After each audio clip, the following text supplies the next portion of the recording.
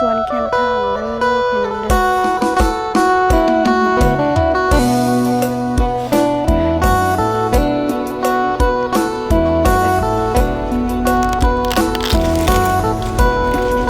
แล้วก็ปวดเห็ดเป็นข้าวเบื่อ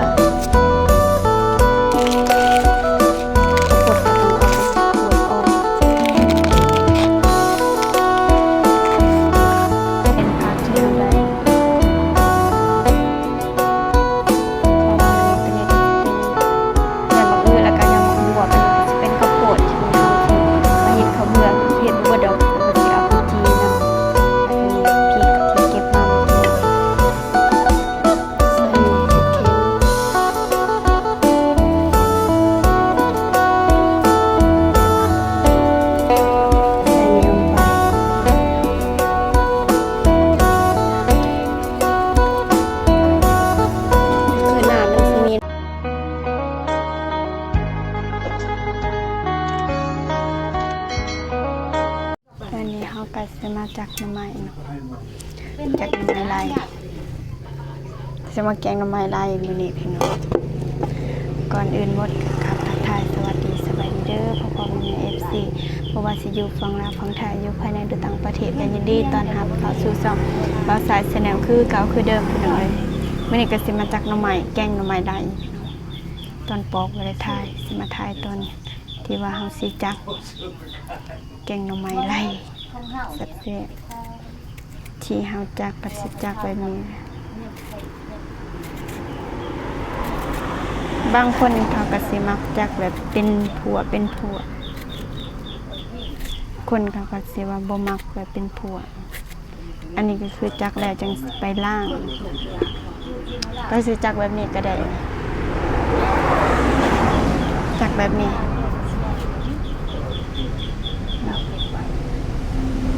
แบบนี้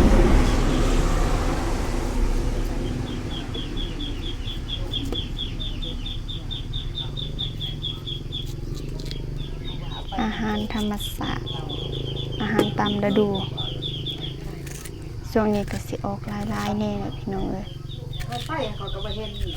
ว่าช่วงนี้มันเป็นช่วงฤดูฝนน้ำมันน่ะตกอึดขอแต่ยาก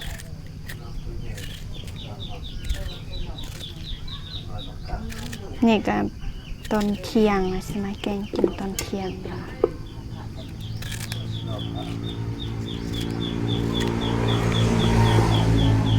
นี่กล่องมันก็สิบ่เห็นนะเพราะว่ามันอยู่ต่ำแล้วสิเอามาอย่าผูกกันที่ทางนั้นรัดยังเราจะไปให้น้ำไม้ก็โทษดิโทรหาเรา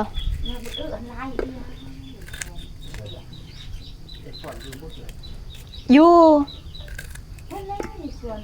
ไอพอนเราก็อยู่ขั้นตอนการจักจักอยู่ลุม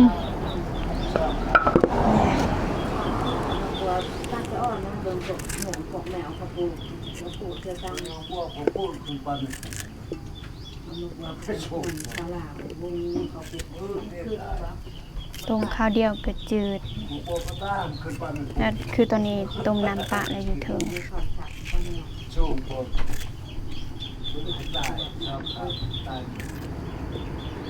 สิแกงใส่เห็ดเค็มน่ะจะใส่หยอดตกพืช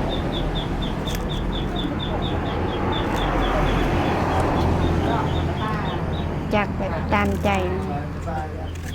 ซัมพอดีแกงอะไรก็กินมื้อมืดเอาซัมพอดี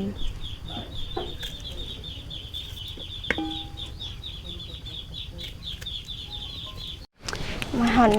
มาหดขั้นตอนที่เราสีล้างทำความสะอาดแล้วก็เอาไปต้ม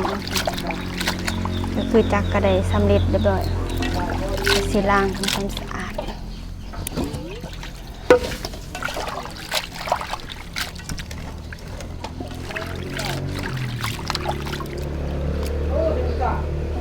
ว่าทำไมมันก็บ่ค่อยได้เปื้อนเป็นได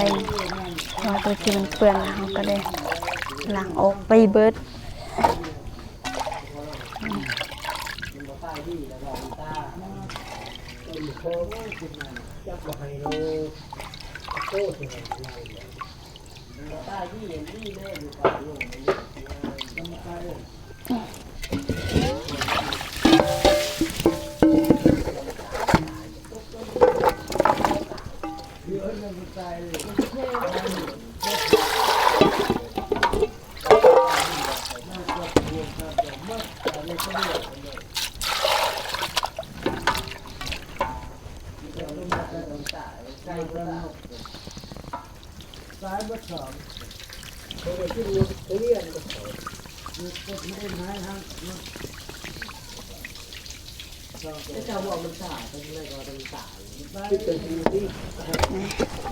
เขาต้มมันเลย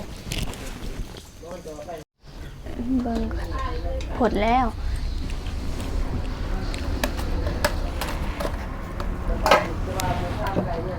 ตัวนี้เราก็คือสิแกงอยู่เพื่อนเบาสายเนาะบ่ได้แกงอยู่เพื่อนน้องบุษบาเองเด้อพี่น้องเด้อก็คือว่ามื้อนี้ว่าสิไปดำนาแต่ก็บ่ได้ไปเพราะว่าฝนตกวันหยุดมื้อนี้ว่าสิเข้าไปหาทางหนองบัววันก็มื้อนี้สร้างแดงเพิ่นยังบ่ทันได้เข้าไปเทื่อพี่น้องก็เลยว่าบ่ได้เข้าไปมื้ออื่นพุ่นแหละยังสิได้ไปพี่น้องนี่มาฮอดขั้นตอนที่เฮาสิต้มช่วงนี้แหละถ้าจืดนี้แล้วเฮาก็จะมาเตรียมมาตำเครื่องปรุงพี่น้องต้มปลาไว้แล้วก็จะไปหาเก็บผักตัวที่เราใส่แกงใส่ผักยอนมักอื้อแล้วก็ข้าวโพดนี่จะเอามาเป็นข้าวเบื่อ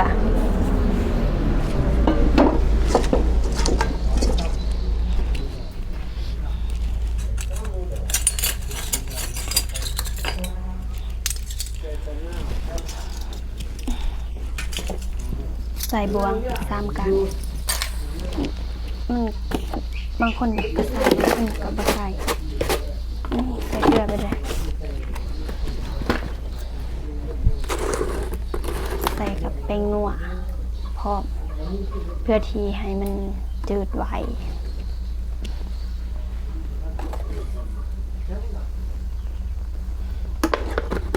ให้มันจืดไว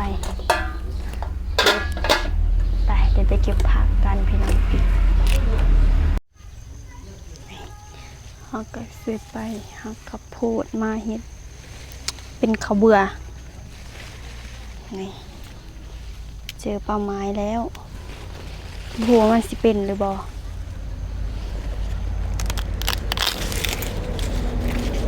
เอาข้าวโพดมาเฮ็ดเป็นข้าวเบื่อข้าวโพดก็ต้องเอาเป็นข้าวโพดอ่อน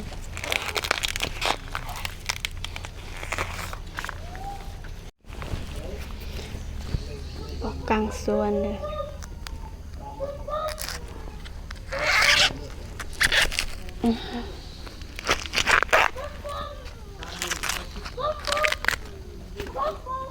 ตัวนี้ก็จะเป็นบางท้องถิ่นเนาะที่เพิ่นสิใส่บางท้องถิ่นเพิ่นก็บ่ใส่แต่บางสูตรนะก็คือสูตรของบุษบานิทามีข้าวโพดก็คือใส่ข้าวโพดแทนข้าวเบื่อมันสีหอมบางคนก็เคยกินบางคนก็บ่เคยกินแต่งามอยู่เด้อพอเลย3 ผัก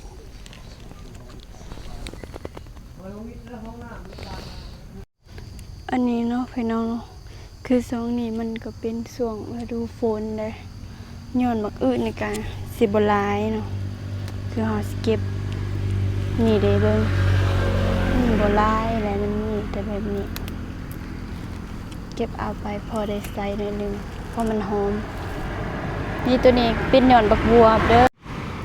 ช่วงนี้มันเป็นช่วงหน้าฝนคือย้อนบักอื้อมักบัวมันก็บ่อยากมี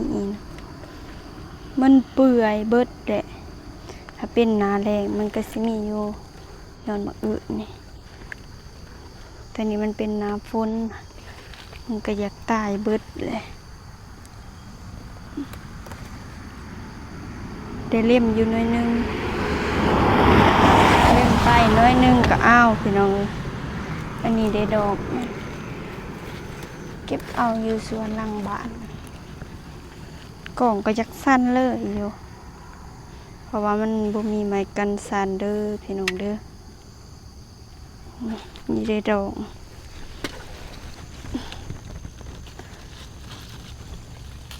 เด็ดดอกบักอึกนี่แหละไปแกงใส่ปลาแดกนัวๆนี่ตัวนี้ยอดมันยอดก็เป็นคือแบบจังว่ามันกระดันอย่างนี้นะอันนี้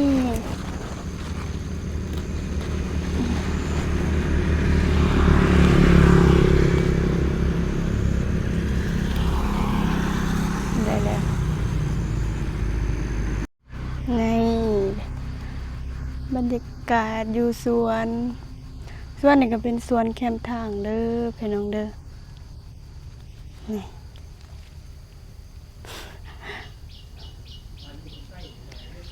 แล้วก็สิมาหักข้าวโพดเห็นข้าวโพดอยู่พักหนึ่งก็บางคนเขาก็สิเอิ้นว่าคือทางนปัจจุบันนี้สิเอิ้นว่าข้าวโพดแต่บางท้องถิ่นเขาสิเอิ้นว่ามักซาลี่อ่ะนะ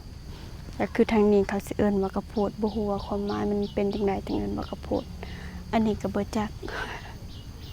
เดี๋ยวเราสิมาหากันเด้อพี่น้องว่ามันเริ่มแก่แล้วนะอันนี้มันก็เริ่มแก่เบิดแหละ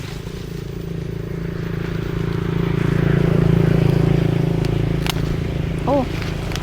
ว่าสิหักเอาแต่อันนี้พัดว่าหักจนเบิด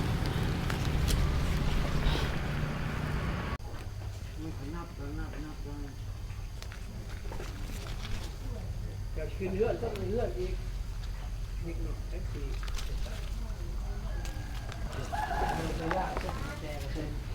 เคพี่น้องนี่ก็สิเป็นผักที่เราไปเก็บเมื่อกี้เนาะนี่เด้ได้ทั้งยอดบักบัวแล้วก็ยอดบักอื้อแล้วก็ข้าวโพดแล้วก็บักพริกมันคือบ่มีแต่ยานางที่เราสิแกงยานางก็คือบ่มีพูดมาสิเอาอีหยังเฮ็ดยานางเดี๋ยวมาปอกข้าวโพดให้เบิ่งโอ้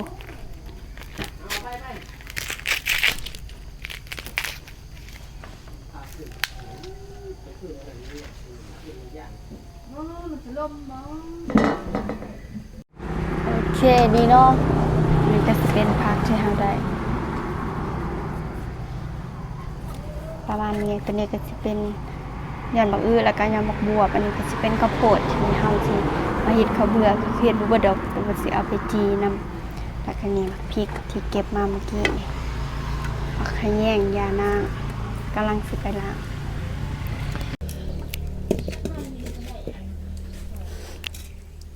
ตัวนี้เป็นน้ำยานางที่เราคั้นแล้วเนาะแล้วก็สิมาใส่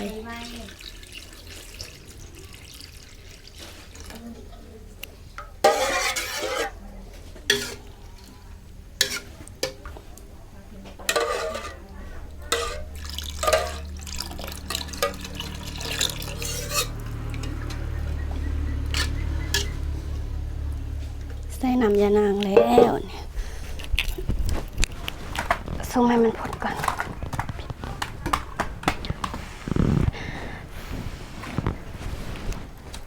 ปิดโอเคพี่น้องเราก็สิอัดปลาไว้เนาะเพื่อให้มันฟดแล้วเราจังสิเอาเครื่องปรุงใส่เราก็สิมาตำมักพริกแล้วก็ตำข้าวเบื่อโอเคนี่เนาะเมื่อกี้โทรศัพท์มีปัญหาถ่ายไปได้นี่เดี๋ยวเอาไปใส่กัน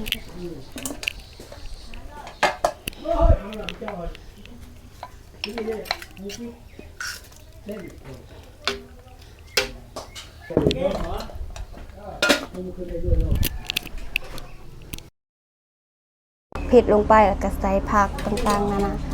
คือใส่เห็ดเค็มก่อนเนาะเพราะว่าเห็ดเค็มมันเสียอันนี้เดี๋ยวใส่มะพริกก่อนนี่ใส่เห็ดเค็มแล้วก็ใส่เห็ดเค็ม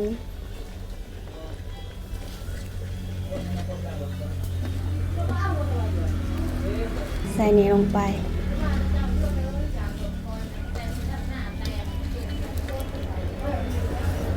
คือน้ำมันสิมีน้ำแต่พักเนาะบ่ต้องใส่หลายก็ได้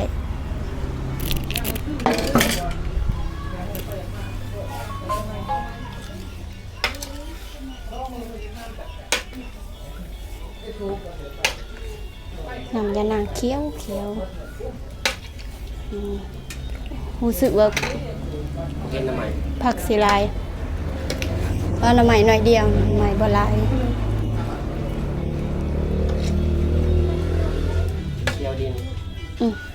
มีแต่ผัก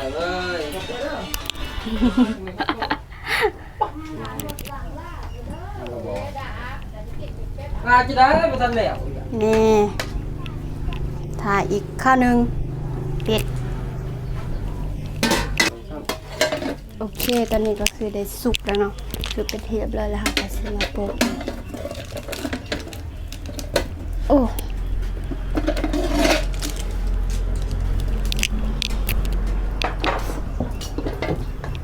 เฮ้ย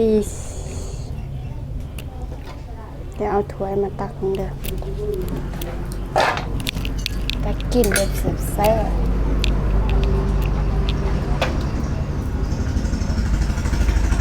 ปลาทุกน้ำใหม่ก็คือบะหมี่แล้วมีแต่ตอนผักนี่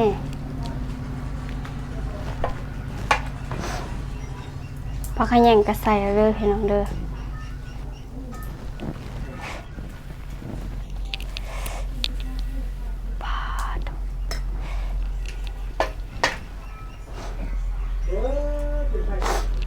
นี่ลูกโดดโอเคใส่หุบเด็กโอเคพอละเจ๊จัดแต่งเรียบร้อยกระพมกินเลยพี่น้องโอเคพี่น้องคลิปนี้กับบ่มีหยังหลายเนาะเพียงแต่ว่ามาอัปเดตกันวิธีการใช้ชีวิตของน้องบุษวาแต่ละมื้อคือเฮ็ดหยังมื้อนี้ก็ได้แกงน้ำใหม่บ่ทันได้ออกไปไสเนาะเพราะว่ามื้อนี้เป็นวันหยุด